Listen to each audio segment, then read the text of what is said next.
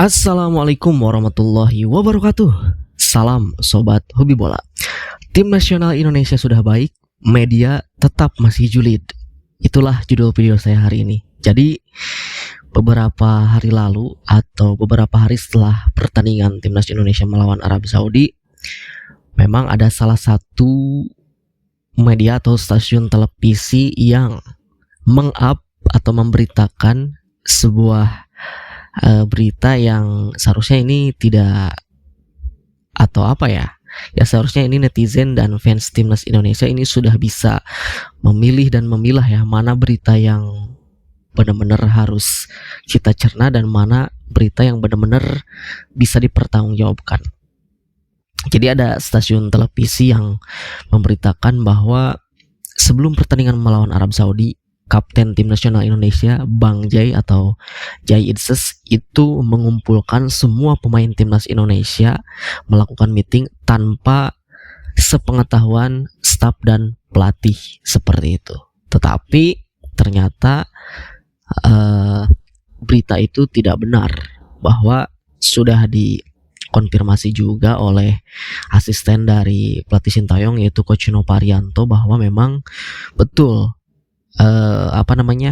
Kapten Tim Nasional Indonesia Jai Idses itu mengumpulkan seluruh pemain sebelum pertandingan melawan Arab Saudi, tetapi itu juga memang atas permintaan dari pelatih Sintayong ya. Jadi Coach Nova mengatakan kepada media bahwa ya jangan menggiring sesuatu opini yang tidak benar gitu. Jadi memang meeting tersebut itu tanpa staf dan pelatih, tetapi itu juga atas arahan dari pelatih Sintayong ya. Jadi kita tetap harus berpikiran positif, jangan berpikiran negatif, bahwa memang Coach Nova juga mengatakan bahwa di dalam timnas Indonesia senior ini ya semuanya keadaan baik-baik saja, tidak ada yang terpecah belah, tidak ada yang berkubu-kubu, baik itu para pemain kita maupun para pemain diaspora ya, semuanya juga sudah sama sekarang, sudah WNI semua, sudah menjadi pemain tim nasional Indonesia gitu, berada dalam seragam merah putih dan lambang Garuda di dada.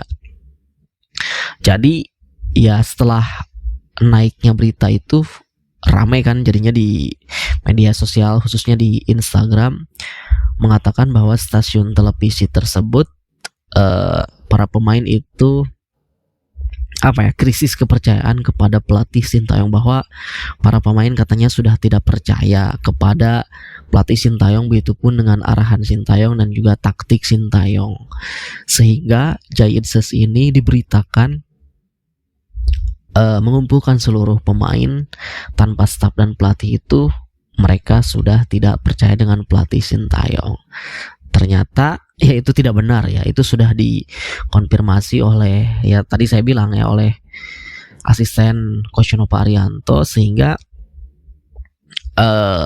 stasiun televisi tersebut di media sosial Instagram itu diserang oleh para fans timnas Indonesia dan oleh netizen, termasuk penulisnya pun sudah tertera di situ. Dan itulah hebatnya netizen ya, penulisnya sudah ditemukan akun Instagramnya dan akhirnya diserang penulisnya. Awalnya memang akun Instagram penulisnya itu tidak di private ya, tetapi akhirnya setelah banyak serangan mungkin yang terjadi pada akun media sosial si penulis berita tersebut, akhirnya akun Instagramnya di private.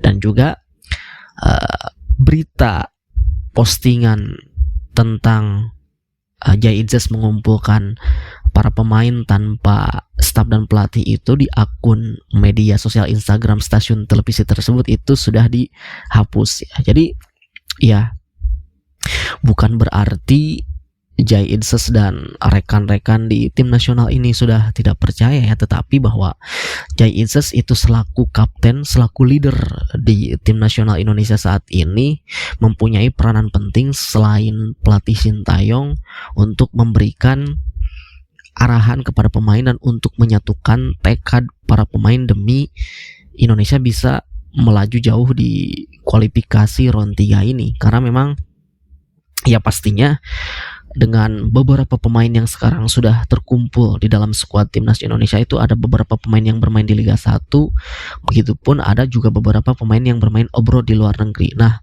Jai Idses sendiri ini persepsi saya ya, mungkin melakukan meeting tersebut itu ingin menyatukan bahwa pastinya mereka punya filosofi atau gaya permainan masing-masing di klubnya gitu. Tetapi di timnas ini berbeda dan akhirnya ingin menyatukan perbedaan tersebut. Apalagi banyak pemain kita yang bermain di liga-liga Eropa. Pastinya ada perbedaan dengan para pemain kita yang bermain di Liga 1 gitu. Tetapi ya akhirnya dengan setelah berkumpulnya Jayedzas meeting dengan para pemain, ya terbukti ya di pertandingan melawan Arab Saudi faktor strategi juga dari Sintayong, dan begitu pun juga para pemain juga sudah mulai membangun chemistry-nya, yaitu hasilnya akhirnya bisa menang melawan Arab Saudi. Sudah lama kita tidak bisa menang melawan tim sekelas Arab Saudi yang sudah beberapa kali langganan lolos ke Piala Dunia, ya sejarah juga ini kita gitu.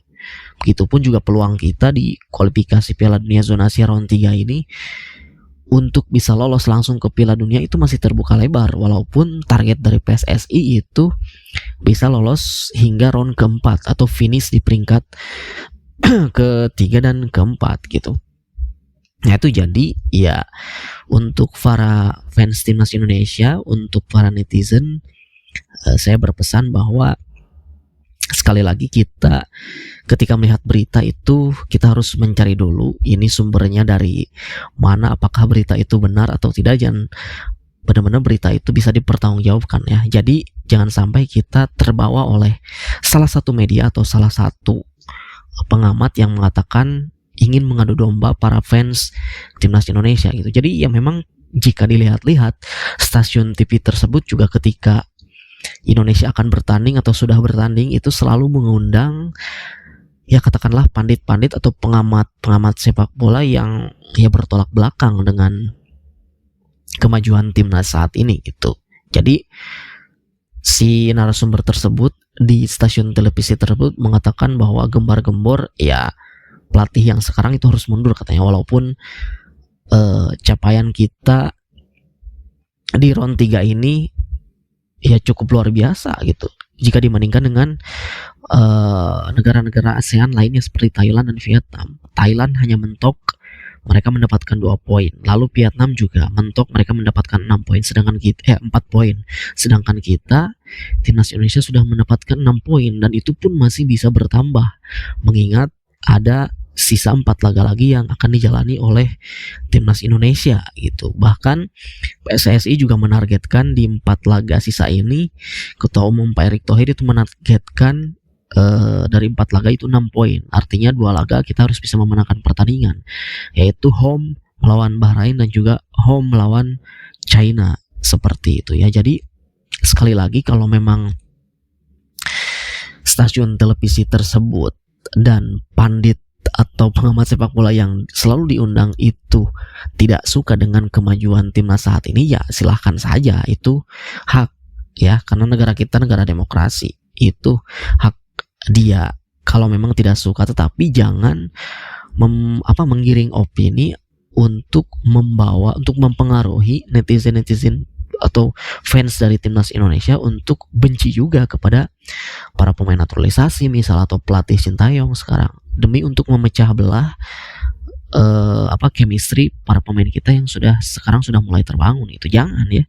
Ya kalau misalkan benci ya benci aja sendiri itu, gak usah bawa-bawa orang gitu ya. Jadi sekali lagi saya berpesan kepada netizen dan kepada para fans timnas Indonesia untuk lebih jeli lagi melihat berita-berita yang beredar sekarang mengenai tim nasional Indonesia, karena ya kita tahu bahwa di kepengurusan yang sekarang, kepengurusan Pak Erick Thohir itu banyak sekali orang-orang yang didepak di kepengurusan sebelumnya. Pastinya itu ya akan membuat ya emosi tersendiri bagi orang-orang yang biasanya bisa nitip pemain atau bisa ada proyek tersendiri atau apalah seperti itu ya. Pastinya terus akan menyerang, akan mengkritik dan akan menghujat apa saja sedikit pun celah yang di timnas Indonesia saat ini, pastinya akan terus diserang oleh para pengamat yang tadinya pro kepada kepengurusan federasi PSSI yang sebelumnya punya